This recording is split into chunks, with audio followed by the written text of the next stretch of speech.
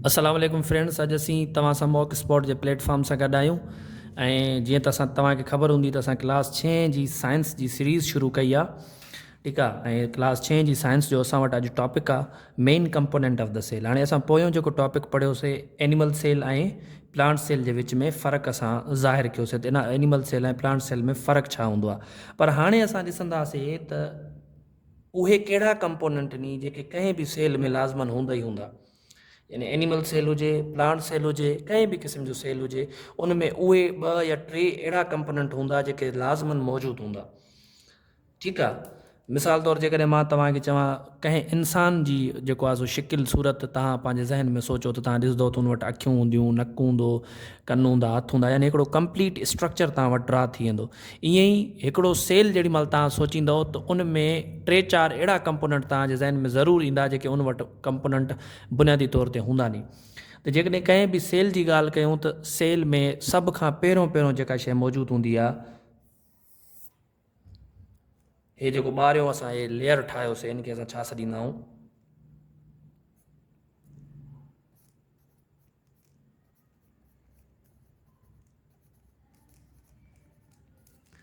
Sale membrane. ठीकु आहे। कंहिं बि सेल में सेल मेम्ब्रेन लाज़मन मौजूदु हूंदी। हाणे सेल मेम्ब्रेन छा कंदी आहे, कंहिं बि सेल खे शेप ॾींदी आहे। यानी सेल खे शेप केरु ॾिए थो, सेल मेम्ब्रेन ॾींदी आहे। इहा हिकिड़ी आउटर मोस्ट लेयर आहे। या ॾिसो न, सेल में मथे में मथों जेको ताह आहे उहो कहिड़ो आहे, सेल मेम्ब्रेन जो आहे। इन करे असां इनखे छा सॾींदा आहियूं, outermost layer of the cell.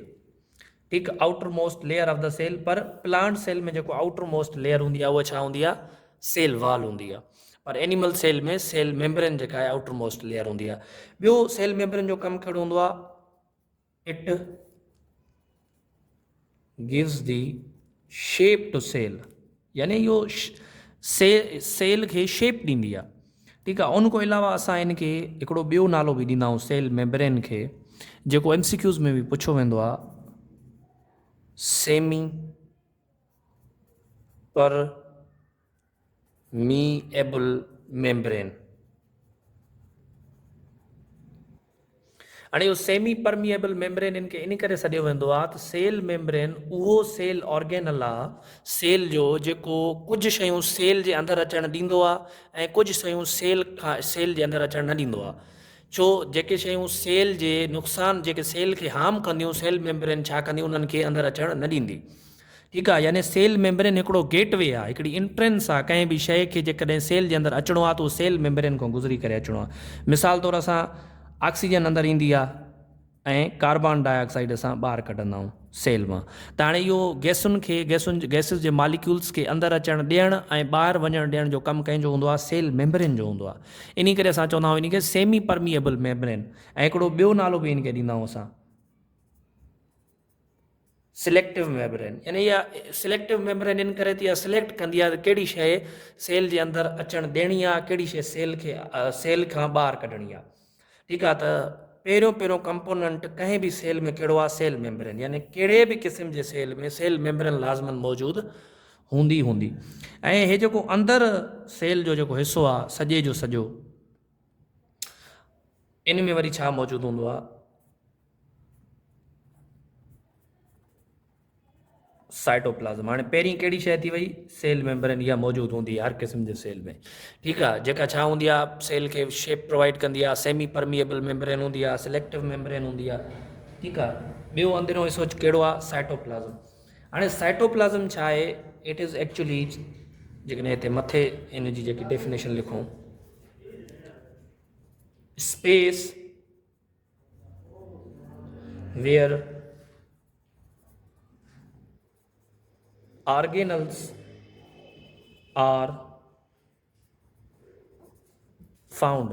यानी जेको साइटोप्लाज़्म आहे, इहा सेल जे अंदरि उहा स्पेस आहे जिते सॼा ऑर्गेनल्स असां ॾिसण में ईंदा नी। तव्हांजी माइट्रोकॉन्ड्रिया हुजे, एंडोप्लाज़्मिक रेक्टुलम हुजे, जेके बि सेल ऑर्गेनल्स नी उहे साइटोप्लाज़्म में मौजूदु हूंदा नी। ठीकु आहे। त साइटोप्लाज़्म उहो ॿियो कंपोनेंट आहे सेल जे अंदरि जेको लाज़मन मौजूदु हूंदो। ठीकु आहे। इनखे सेंटर ऑफ केमिकल रिएक्शन बि सॾियो वेंदो आहे।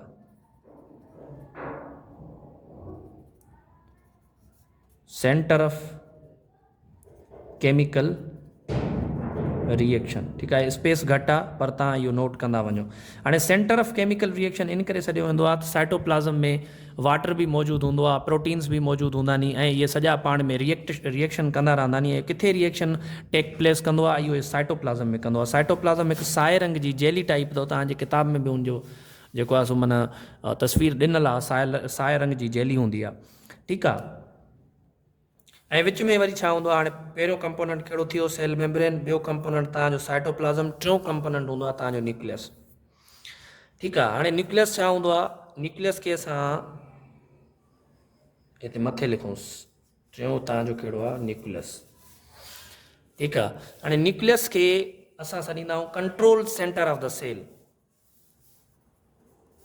Control centre of the cell यानी सेल खे जेका शइ कंट्रोल कंदी आहे उहा कहिड़ी हूंदी आहे, न्यूक्लियस हूंदो आहे।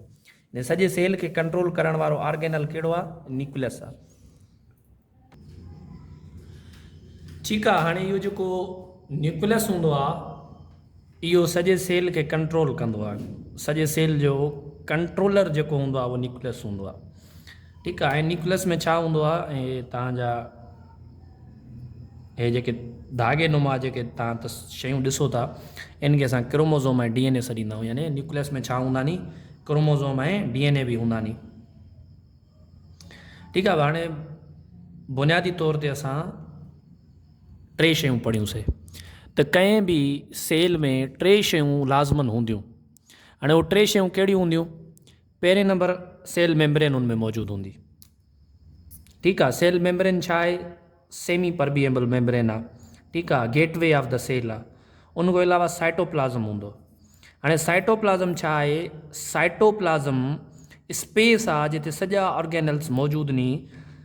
न्यूक्लियस खे छॾे करे, हे न्यूक्लियस वारी जाइ खे छॾे करे हे ॿियो जेको बि सेल जो पार्ट आहे हिते छा मौजूदु हूंदो, हिते साइटोप्लाज़म मौजूदु हूंदो। यानी न्यूक्लियस खे छॾे करे, जेकॾहिं न्यूक्लियस छॾे करे ॿुधायूं त जेको सेल जो पार्ट हूंदो उहो सॼो छा हूंदो, साइटोप्लाज़म हूंदो। इन करे असां चवंदा आहियूं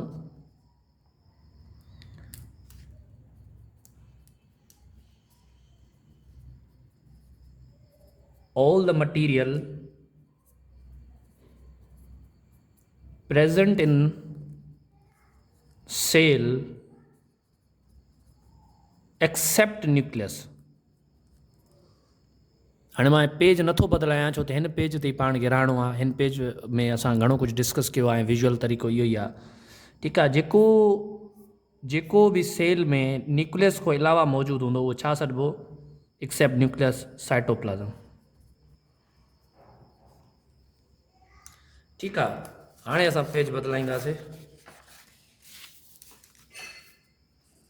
ठीकु आहे, असां हाणे घणी शयूं पढ़ियूंसीं जेके सेल में मौजूदु हूंदियूं। पहिरें नंबर ते छा पढ़ीसीं, सेल मेम्ब्रेन पढ़ीसीं। ॿिए नंबर ते छा पढ़ियोसीं, साइटोप्लाज़म पढ़ियोसीं। ठीकु आहे, टे नंबर ते छा पढ़ियोसीं, न्यूक्लियस पढ़ोसीं। हाणे असां ॿियो ॿुधायोसीं त इन्हनि जो कमु छा हूंदो आहे। ठीकु आहे, हे सेल मेम्ब्रेन या सिलेक्टिव परमिएबल मेम्ब्रेन, छा सेल मेम्ब्रेन या सिलेक्टिव परमिएबल मेम्ब्रेन, यानी इन जो कमु छा आहे त सेल में कहिड़नि मॉलिक्यूल्स खे अंदरि अचणु ॾियणो आहे ऐं कहिड़नि मॉलिक्यूल्स खे सेल मां ॿाहिरि कढणो आहे। यानी सेल जी जेका गेटवे आहे, एंट्री आहे, उहा कहिड़ी आहे, सेल मेम्ब्रेन आहे। साइटोप्लाज़म छा आहे, साइटोप्लाज़म न्यूक्लियस खे छॾे करे जेको बि सेल में मटीरियल आहे उहो साइटोप्लाज़म में मौजूदु आहे। इन करे असां साइटोप्लाज़म खे सेंटर ऑफ केमिकल रिएक्शन बि सॾींदा आहियूं। सेंटर ऑफ केमिकल रिएक्शन छा आहे, साइटोप्लाज़म आहे। ठीकु आहे, या उहा स्पेस आहे जिते ॿिया सेल जा ऑर्गेनल्स मौजूदु हूंदा नी। Space where organelles are found, जेके बि सेल ऑर्गेनल्स नी उहे साइटोप्लाज़म में मौजूदु हूंदा नी, न्यूक्लियस खे छॾे करे। ठीकु आहे, ऐं टियों ऑर्गेनल कहिड़ो हुयो, न्यूक्लियस। असां उनखे छा सॾियोसीं, centre, control centre of the cell, यानी सेल खे कंट्रोल करण वारो ऑर्गेनल। ठीकु आहे, ऐं हिकिड़ी ॿी ॻाल्हि कयूं, हाणे ॾिसो न, सेल में ॿ शयूं अची वियूं। हे जेकॾहिं सेल ठाहियोसीं हिते, हे न्यूक्लियस अची वियो, हे छा अची वियो, साइटोप्लाज़म सॼो। ठीकु आहे, हे अलॻि आहे, साइटोप्लाज़म अलॻि आहे, न्यूक्लियस अलॻि आहे। जेकॾहिं असां हे न्यूक्लियस आहे, हे छा आहे, साइटोप्लाज़म आहे। इन्हनि ॿिन्हिनि खे गॾे करे ॾिसूं त असां इन्हनि खे छा सॾींदा आहियूं, प्रोटोप्लाज़म।